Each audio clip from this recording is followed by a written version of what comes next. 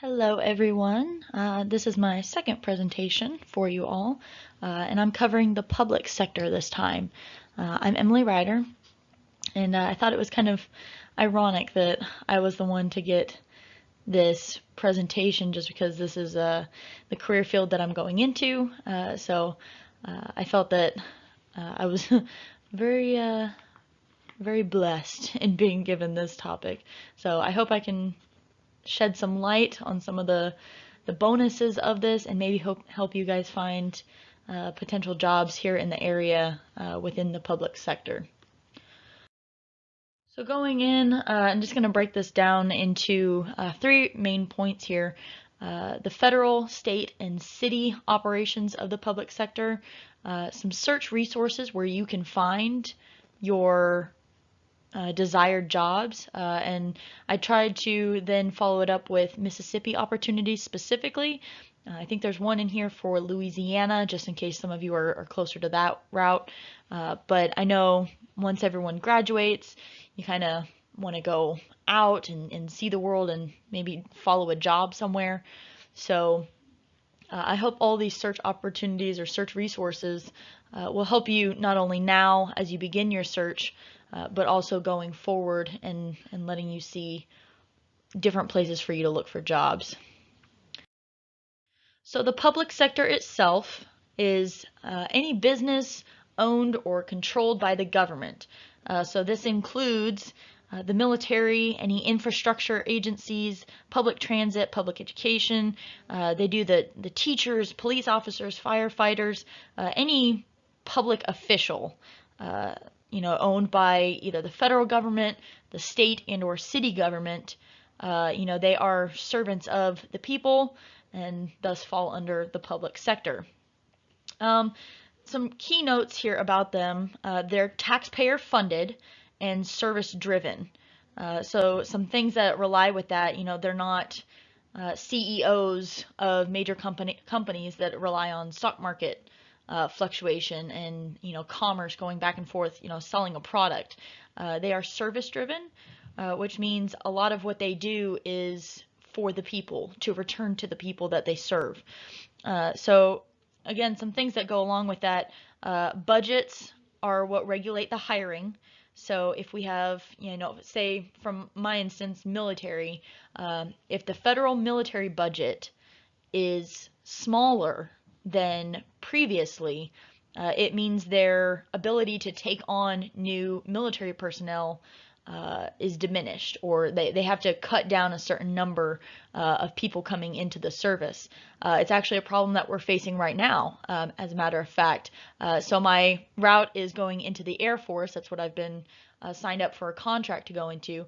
However, they're running under so strict guidelines of how many people they can come in that they're actually asking us to choose to switch over to the Navy or the Marines or go civilian or kind of one of the affiliated sites, just so that they can cut down on how many people they're trying to fit into their quota.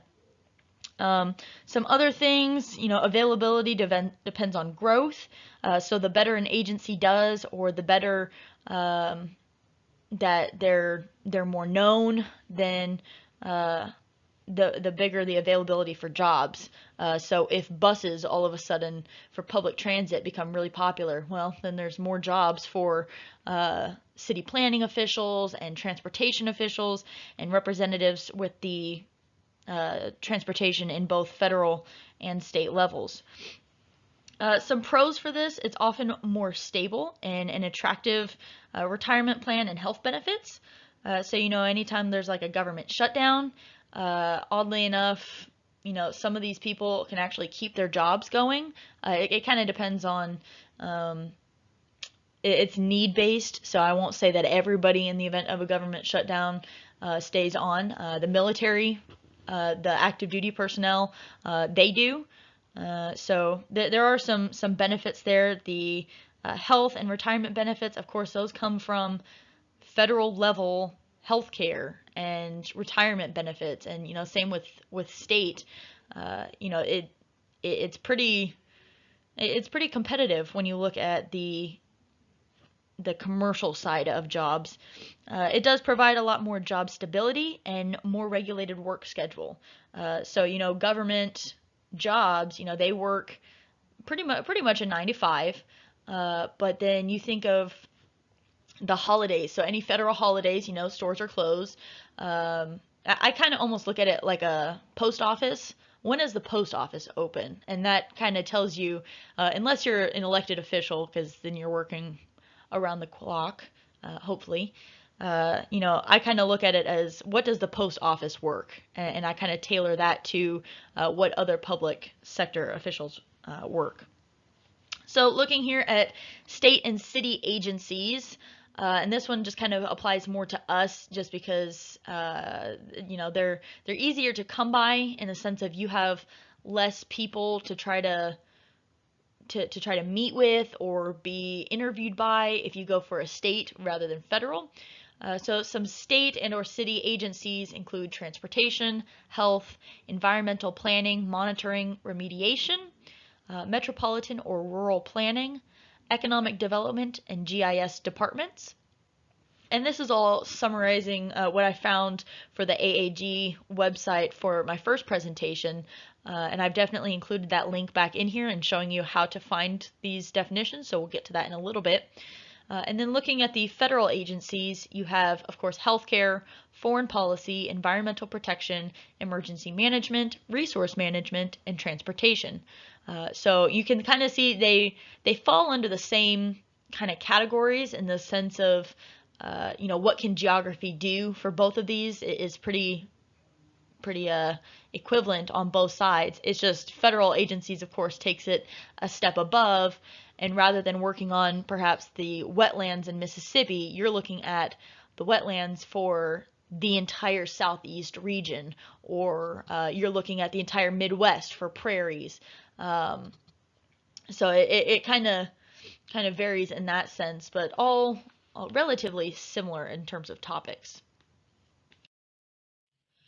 So these are the search resources. The AAG.org, of course, I presented on that a few weeks ago, so I'm going to give you just a crash course really quick just to jog your memory. I'm really happy to hear that some of you have actually logged on and had to have used AAG.org for your own presentations. So it makes me happy to realize that my presentation did you some good and showed you some useful information. There's also the usajobs.gov. I know that one's pretty big for the federal jobs. So if that's something that you're looking for, I'm going to show you how to navigate that and give you some disclaimers with it. And then Indeed.com. I threw this one in here because sometimes you can get lucky and find a federal job on here. That's how my dad found his job, actually working down at Keesler Air Force Base as a military instructor, but he's working as a civilian, and he found that on Indeed.com. So I put this on here just because you don't always need the usajobs.gov or the AAG.org to find these public sector jobs. They're everywhere, and by law they are actually required to post them on multiple sites. So we'll jump in looking specifically at the AAG.org. So again, you go to the main page and you click on the right hand side for Jobs and Careers tab, and then you can click down in the left hand side the Geography, Careers, and Government, and that's where if you go back to that second or third slide here in my presentation, where I give you the overviews of all the different state and federal agency opportunities there are. That's where you can find the descriptions, is under that. That kind of gives you the overview of what to expect for these agencies. So then, if you'll notice here on the right hand side, it says who hires geographers. This list is so extensive, and I couldn't find a way to get the entire column listed on there, but it shows state, local, and regional government employers, and it says the following list includes over 330 public sector employers and are based on a review of 61 Geography Department alumni web pages. So by all means, these are not just for Mississippi, but if you're not afraid of moving out of state and you accept the challenge of moving where the job is, please go in and take a look at these. Some of them are so far beyond what I would have imagined a geographer could do. They're just really outstanding. So by all means, skim through that and see what you can find. But you know, they're not for Mississippi. So if you're looking for something in Mississippi, bear with me. We'll get there. So going more specifically to finding jobs here on the AAG website, you're going to click here still under the Jobs and Careers tab. You're going to go to the left-hand side and you're going to click Jobs in Geography Center. You're going to pull up this page, and then down here in the bottom left-hand corner, you have the keyword or job title. So I typed in geography, just kind of as a baseline. If you have any more specifications on what kind of field you want, I would try typing that in there first. This is kind of where the keyword or job title gets a little fuzzy. I would just play around with it because each search that I did kind of turned up a different result. So this is what I got when I typed in geography, and I didn't really put a location just to see what geography would get me just here, you know. So oddly enough, there's a lot, you know, that came up for like Germany. They need professors in Germany to speak on human geography. So that one's actually pretty interesting. And I love that they provide it in a fashion almost like Indeed. If you guys have ever looked on Indeed for anything, it's kind of set up that same way where on the left hand side of the screen you have just like an inbox almost, or the 92 results for geography. You have all the results there that you can scroll down the list through. But then you can also click on title, location, company, and posted, and you can have it go alphabetically. You can have it go by location, company, go alphabetically that way, or posted, it'll go from most recent to oldest. So you can, of course, at the top fill in a location and how far away you want it to be. And then there's the filters box up in the right-hand corner where you can go in and you can select public sector.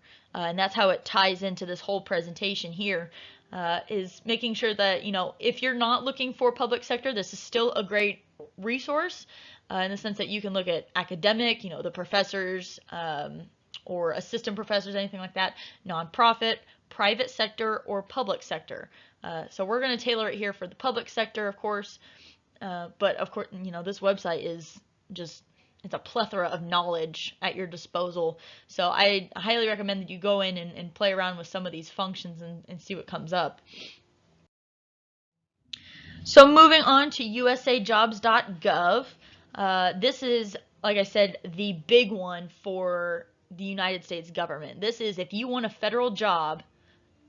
Let's jump into this one because this is where you're going to find the big ticket items. So this is the main page. I just typed in usajobs.gov, and don't worry, I have all these sources here at the end for you. So this is the main page that's going to pop up.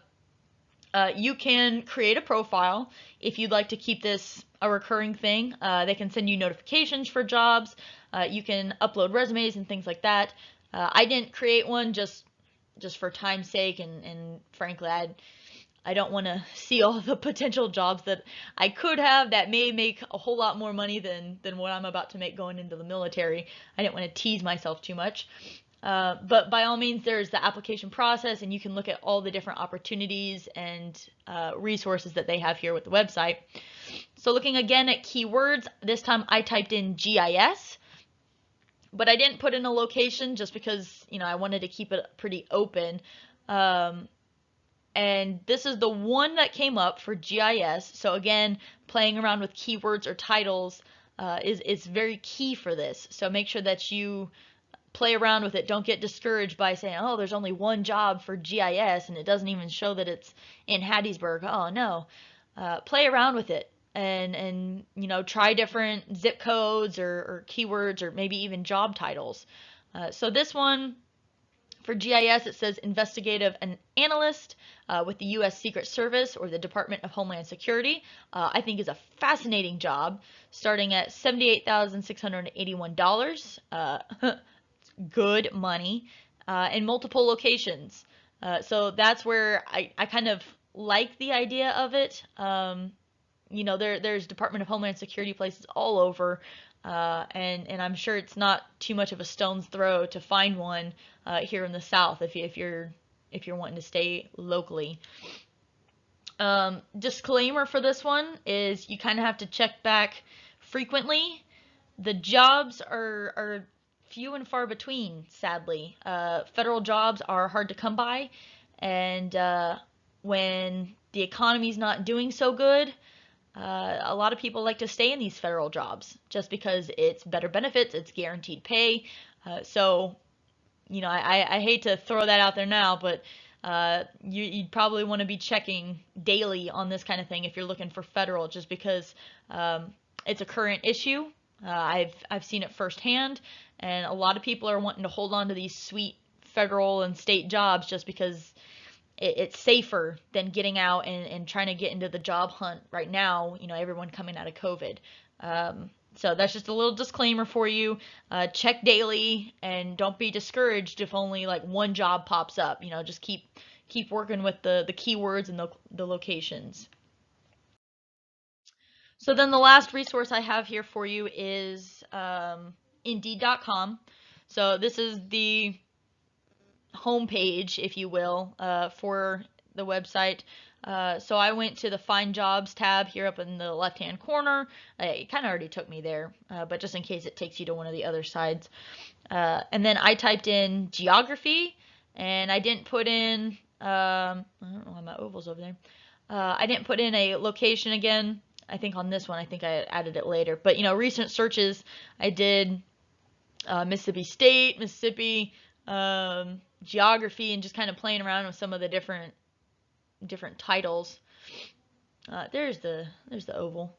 And so then I went down to company, and that's where I was able to filter out the public jobs. Just because this one, it doesn't give you an an option to select just the public service. It's more broken down by company and organization. So this one would take a little bit more research on your part to see what's public, what's private, what's nonprofit, and academic. But if you have the time, it's a great resource to have. And you know, like I said, you could find federal jobs on here, you could find state jobs on here. You just gotta put in the work, and that goes with all of these websites. You know, applying for jobs is never fun. By no means is the job search itself any fun. But you know, if you really want it, there's a lot to come with it that I think, you know, warrants the extra effort. So Mississippi opportunities specifically, this is for you Mississippi folk. And just seeing, I know a lot of us still have some college left to do, which is totally fine. This is a great opportunity for you just to start seeing what companies to familiarize yourself with, maybe look at internships. But those that are looking to graduate this summer, or this spring rather, there are some here that look open, that look available. So we'll look at some of those, and if you guys have any questions on where I found anything, I do have those sources at the end, but I'd be happy to email you or whatever about where I found some of this. So looking at Stennis Space Center, just in overview, you know, in the late 1960s and early 1970s, there's an old saying around the community: if you want to go to the moon, you first have to go through Hancock County, Mississippi. That was found on the NASA website. So for those of you that don't know, Stennis Space Center is a branch for NASA. It's one of 10 in the U.S. So it's a really big deal for Mississippi, and it brings in a lot of really smart people, a lot of tech, a lot of industry. It was formerly the towns of Gainesville, Napoleon, Santa Rosa, Logtown, and Westonia, which was pretty big with the logging and shipping industry. So it was, you know, it was out in the Mississippi woods. But then in 1961, October, the government selected the site to be a static test facility for the launch vehicles for the Apollo manned lunar program. So we were vital for this. And I had never really looked into Stennis Space Center. I just knew it was there, and I knew it was really tough to get in. But I never realized why it was such a prestigious place to work and thing to have in Mississippi. It got its name in May of 1988. It was named for U.S. Senator John C. Stennis, who was a big proponent for the National Space Program.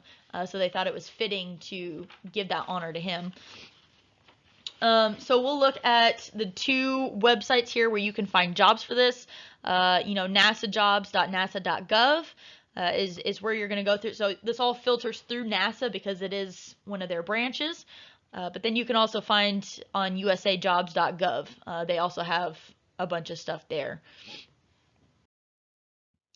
So employment portal is where you'll find a lot of this stuff. Looking at what you can do as far as the Stennis opportunities that they have there. They've broken it down into a bunch of these different like subcategories of who they hire to work at Stennis.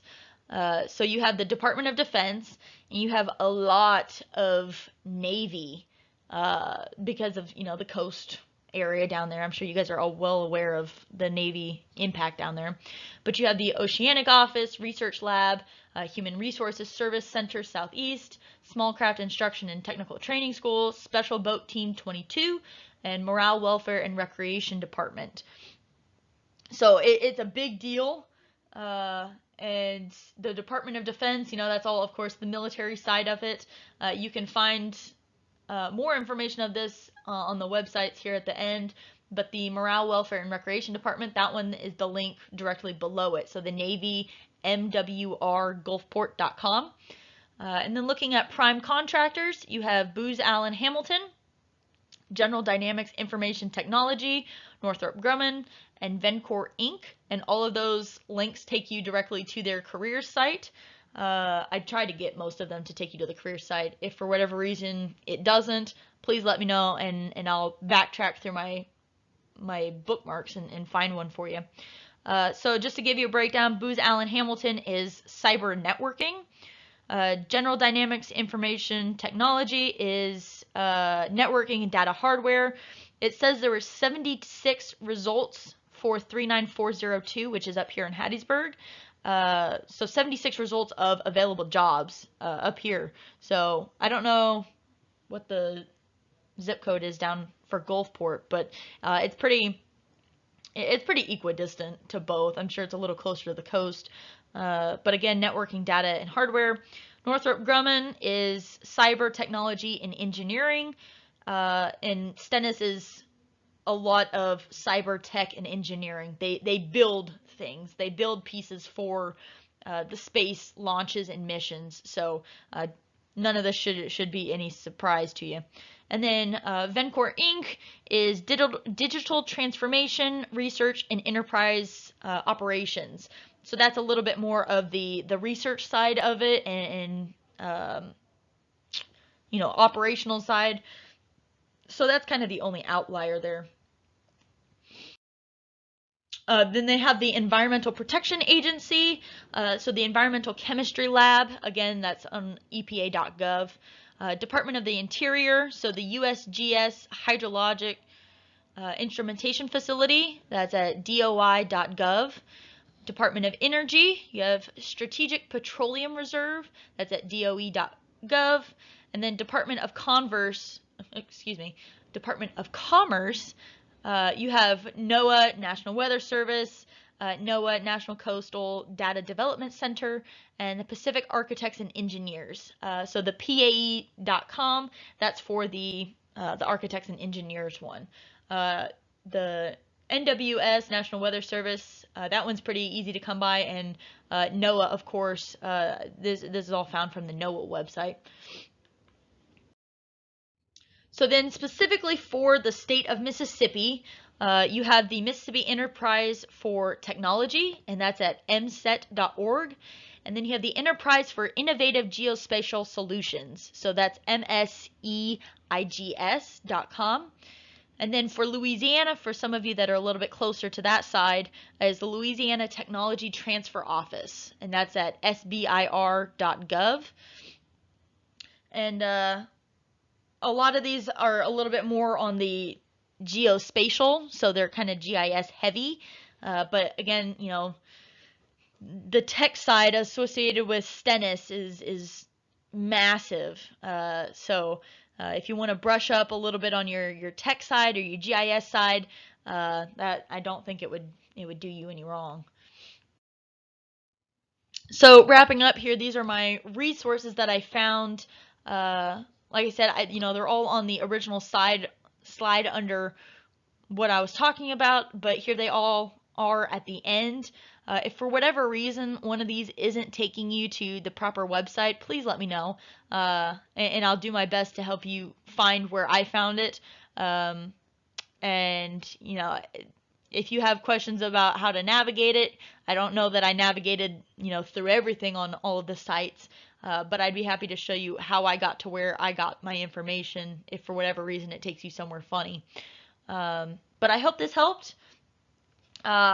I hope these are good resources for you.